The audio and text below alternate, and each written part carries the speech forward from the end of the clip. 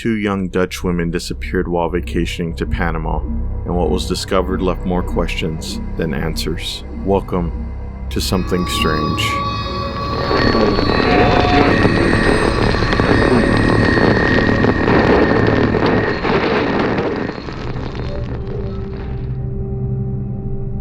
Kris Kremers, age 21, and Lisanne Vroon, age 22, both grew up in Amersfoort, Utrecht, in the Netherlands. They were both seen as responsible, aspiring, and passionate young women. Both of them had just finished their collegiate studies. Only just a few weeks prior, the two moved in together in a dorm room in Amersfoort. They both worked at the same cafe and had saved up money for 6 months and planned to go to Panama on a special 6 weeks vacation, with hopes of learning Spanish and to do something significant for the locals, particularly volunteering with children. It was also a celebration trip for Lisanne Vroon graduating. On March 15, 2014, they arrived in Panama. They toured the country for 2 weeks before arriving in Boquete, Chiriquí, on March 29th to stay with the local family for a month while volunteering with children. On April 1st, roughly around 11 a.m., they went hiking near the forest that surrounded Baru volcano on the El Pianista Trail, not far from Boquete. Unconfirmed sources reported that they took along the dog that belonged to the family they were staying with. The two wrote on Facebook that they intended to walk around Boquete,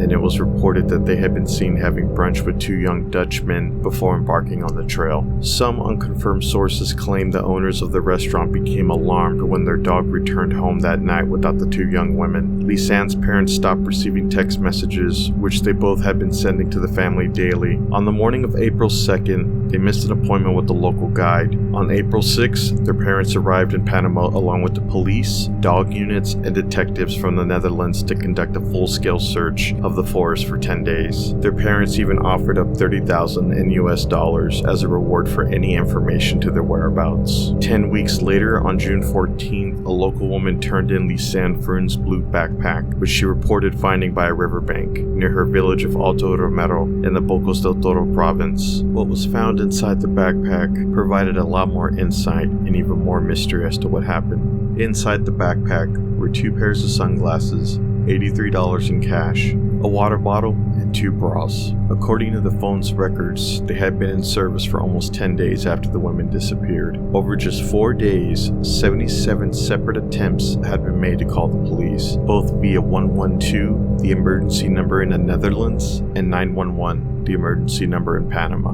Using the call logs, police were able to come up with an outline of the time the girls spent missing in the forest. The first 2 emergency calls had been just hours after Kremers and Vroon had begun their hike to the 112 emergency number. Due to the dense jungle, neither of the attempts went through. Out of all the 77 calls that were made, only 1 managed to make contact but broke up after just 2 seconds. Interesting enough, police also discovered that on April 6, several unsuccessful attempts were made to unlock Kremers' phone with the incorrect PIN number. It never received the correct number again. By April 11th, both phones were dead. Although the call log was disturbing by itself, it was nothing compared to the photos. The first set of photos on the camera were taken on the morning of April 1st when the women had left for their hike. There was nothing suspicious about the photos. It showed them on a trail near the Continental Divide, but there was nothing about them that led the police to think that there was anything suspicious. However, it was the second set of photos that were more worrisome. The photos were taken overnight between the hours of 1 a.m. and 4 a.m. on April 8th. The photos showed the girls' belongings spread out on rocks, plastic bags and candy wrappers, oddly piled mounds of dirt, a mirror, and most worrisome, the back of Kremers' head with blood leaking from her temple. After investigating the area where the backpack had been found, police uncovered Kremers' clothing neatly folded along the edge of the river. 2 months later, in the same area, a pelvic bone and a foot, still inside the boot, were found. Soon after that, the bones of both women were discovered. Lisanne Vroon's bones looked as if they had decomposed naturally, as there were still bits of flesh attached to them. It was Kremers' bones that were stark white and looked as if they had been bleached. The police questioned the locals, tour guides, and other hikers who had been in the area at the time, but nothing besides the photos and the call logs provided them with any evidence as to what happened. There simply wasn't enough evidence to determine the cause of death. Even to this day, it remains a strange mystery. So was this just 2 girls that got lost in the forest and succumbed to the elements? Or was it foul play? Please let me know what you think in the comments below. Please help support this channel by subscribing and for more future content.